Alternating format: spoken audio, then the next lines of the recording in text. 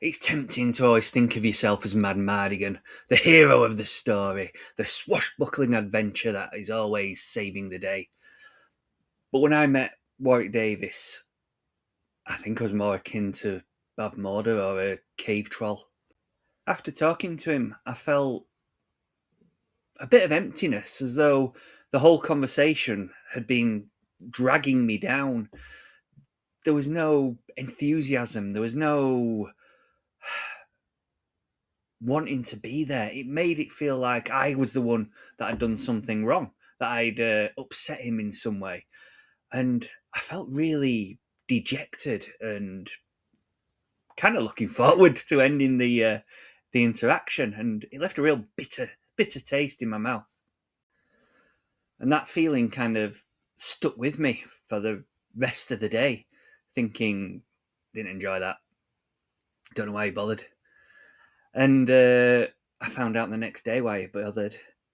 Um, Unfortunately, earlier that week, his wife had passed away, but he didn't want to take that time off. He wanted to make sure he didn't let his fans down. And that's kind of what changed my whole interpretation of that interaction for me.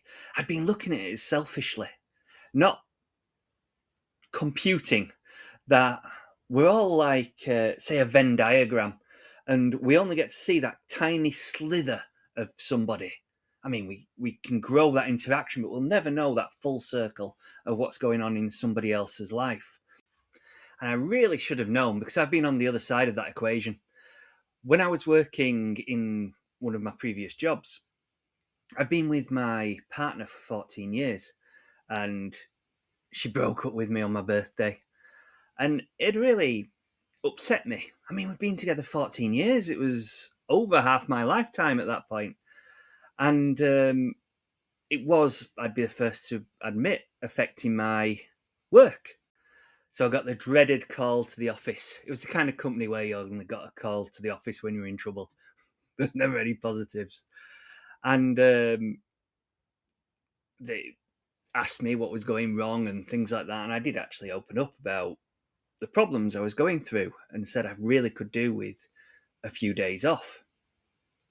And they said, well, you weren't married, so you're not entitled to any time off.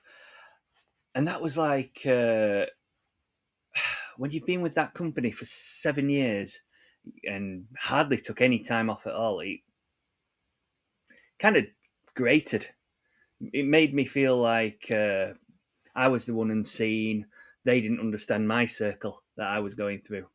So if you want to be part of the gang that saves Elora Danan, the hero of the story, don't judge people without knowing the full context.